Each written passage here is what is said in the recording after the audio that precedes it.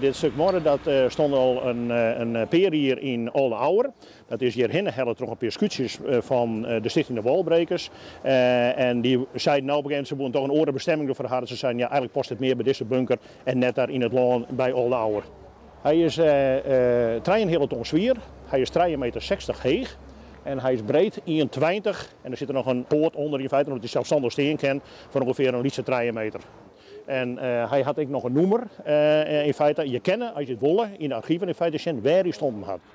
De protomeester had de bof van Jet natuurlijk van morgen, ik de jeugd op een gegeven moment, maar nu is het echt visueel en tastbaar. Meestal mij er aankomen. Het is een kwestie van op afstand in het museum van jongens, nee, net aankomen, hier maar iedereen aankomen.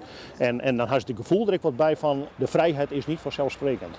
En dat op een gegeven moment toch in het verlien ik denk gebeurd ben en misschien in de toekomst ik weer van dat je dat in feite in beeld brengt. Ik oorbrengen kennen op een jeugd. En ik vind dat wel heel belangrijk. Op 15 oktober hebben we 50-jarig bestaan van de bunker hier in Grauw. Willen we dat in feite officieel even willen we dat presenteren. Het is een uniek object. De enige in Friesland op dit moment. Dus wat dat betreft ben we er heel blij bij. Ja, zeker weten.